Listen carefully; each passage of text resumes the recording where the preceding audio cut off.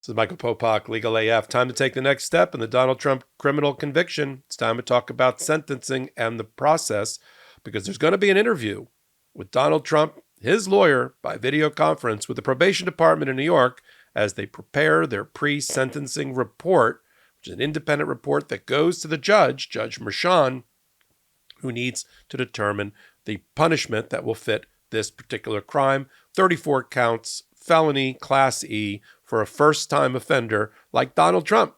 Now, let me tell you what usually happens, and let me tell you what the judge is going to allow to happen here. What usually happens is the convicted defendant will meet in person, sometimes a video conference post-COVID, will meet in person or by video conference with the probation department. It could be a social worker, could be a probation officer, parole officer, could be a psychologist, to come up with all of the information that is needed. There's a questionnaire that's filled out, and there's information that is obtained in that interview about the person's work history, criminal history, lawsuit history. You see where this is going.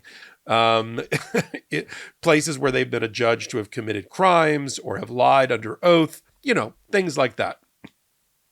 This is also an opportunity for the defendant, or in this case, Todd Blanche, his lawyer, who will also be allowed to participate in this pre-sentencing interview, to advocate for a particular sentence or a lower sentence. Now, we already know that it's likely, I suspect that it's likely, that the prosecutors, Alvin Bragg and the Manhattan DA, are going to ask for some version of jail time, incarceration, community service, home detention, fines. They're going to put together a proposal. And we know we can expect that Donald Trump's lawyers are going to pitch for 0, probation, maybe community service, but really nothing else. And so this is the opportunity for the advocates for the defendant to try to influence, if you will, the outcome of the pre-sentencing report by making their pitch. In fact, I found it interesting that in the FAQ, the frequently asked questions for the New York court system, here's how they describe the pre-sentence report. And think about how this is going to apply and map onto Donald Trump. A judge uses a pre-sentence report to help decide the defendant's punishment for the crime. The pre-sentence report is made by probation officers. The report is made after the conviction and before the date of sentencing, here July 11th, in felony and serious misdemeanor cases. A probation officer or social worker or psychologist working for the probation department interviews the defendant and checks the defendant's criminal record. It's hard to believe Donald Trump has no prior criminal record. We'll leave that for a moment. The probation officer may talk to the crime victim. We'll talk about crime victim here in a minute. It's really the American people and the electorate who had almost had the election stolen from them, or had the election stolen from them because people voted for Donald Trump instead of Hillary Clinton because of the election interference that's at the base of the crime. The pre-sentence report includes a statement about what happened, the defendant's personal history and criminal record, and a victim impact statement. The report makes recommendations for sentencing. Here's the last paragraph that I like. The pre-sentence report is a chance for the defendant's lawyer to say good things about the defendant, like that defendant is in a counseling program, or that he has a steady job and takes care of an ailing family member. The pre-sentence interview is a chance for the defendant to try to make a good impression and explain why he or she deserves a lighter punishment. This obviously was not written with Donald Trump in mind. The pre-sentence report is also a chance for a crime victim to explain how he or she has suffered. That's really going to be the prosecutors speaking on behalf of the people of the state of New York and of America. Think about that paragraph and its application to Donald Trump. Here's your chance to make a good impression. Oh my God, this is like a corny TikTok on how to get a job. You can talk about how you have a steady job.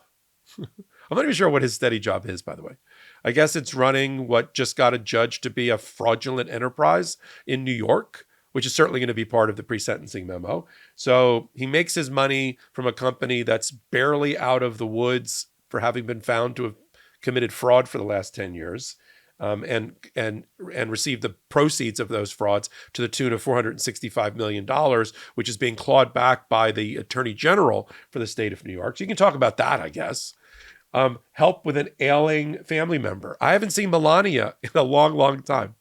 publicly with him really at all. And they not only live together, they live together at a place where Donald Trump allegedly works, Mar-a-Lago, where he's giving the interview for this particular probation pre-sentencing report. Will Melania make an appearance in it? I doubt it. Now, the probation officers are allowed to interview family members. You know, the kids who have been very public. They're very public when it's on, TikTok or it's on social media. But are they going to sit for an interview and be interviewed by the probation department? Who knows? But the sick and ailing family member, I guess that's Melania. He could say, I take care of her and she hates me, some version of that. Most clothes are uncomfortable or too tight or never actually the size you really are, not to mention the annoyance of trying to put a good outfit together. Everyone wants to dress their best and look good at all times because, frankly, it's a confidence booster. I regularly wear Rhone when I do the podcast or on Hot Takes. So here's the deal. Men's closets were due for a radical reinvention, and Rhone stepped up to the challenge. Rhone's commuter collection is the most comfortable, breathable, and flexible set of products known to man. And here's why. Rhone helps you get ready for any occasion with the commuter collection, which offers the world's most comfortable pants, dress shirts, 1/4 zips, and polos.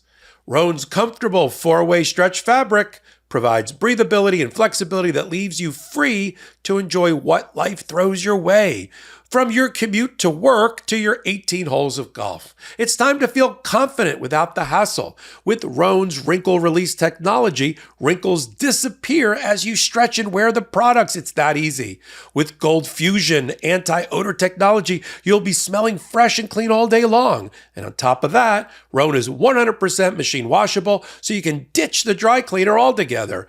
Rhone has truly become my favorite clothes. We're on the move a lot. Whether it's jumping from meeting to meeting or catching a flight or a dinner out, the Rhone commuter collection has never let me down.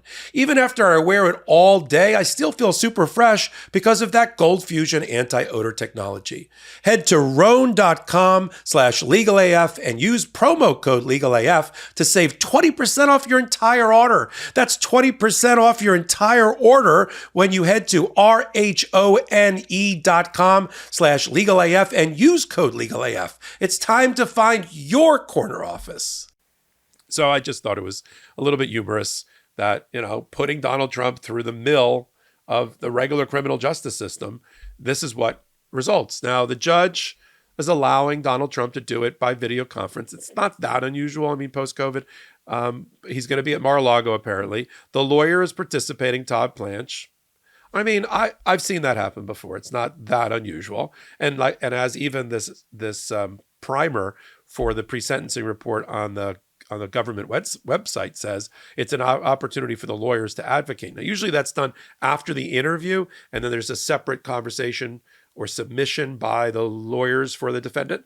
But, Todd Blanche can do it there. And I'm sure they're going to be doing the exact opposite of what every other defendant does. They're not going to accept responsibility. They're going to talk at length about some appeal that they're ultimately going to lose. They're going to talk about this being a witch hunt and that this is lawfare and it's a lawless prosecution by the Manhattan DA. All the stuff I've stitched together from all the social media posts from all the people now supporting Donald Trump and all the MAGA that are supporting Donald Trump. Some version of that. It'll be, haranguing and abusing the probation officer. Not exactly the try to make a great impression while you're in there recommendation of the sentence of the FAQ for this particular thing.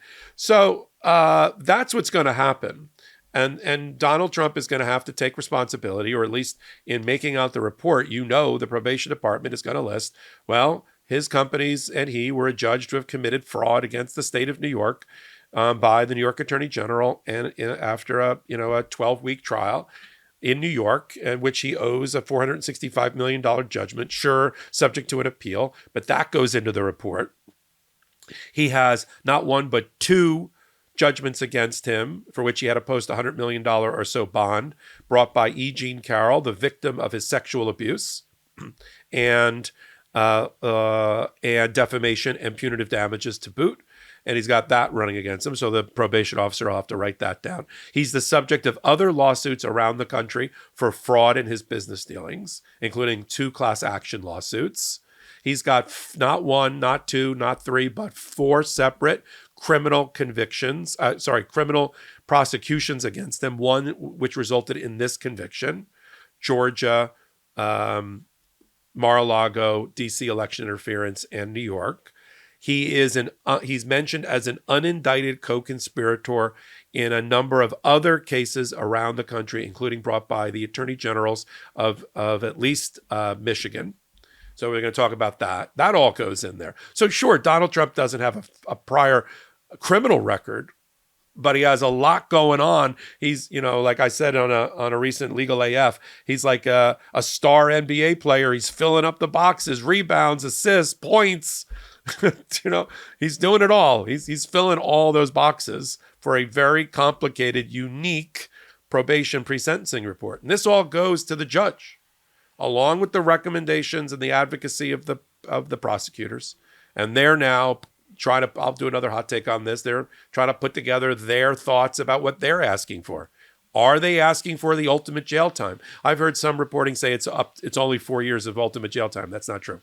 It's up to a certain amount per count. There's 34 counts. The top end of this would be 20 years. So you got 20 years on the extreme in jail. That's not happening. You've got probation and or community service and a slap on the wrist. I don't think that's what they're recommending either for the prosecution. And then you've got things in between.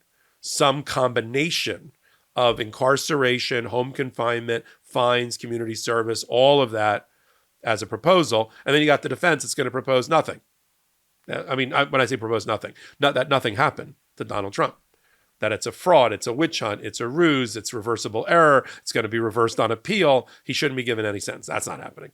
So the judge is going to be left with a coherent advocacy that makes sense, that has logical internal consistency by the prosecution, and then the sentencing report, the pre-sentencing report prepared by probation with the input of Donald Trump off this interview and a mental health evaluation to boot.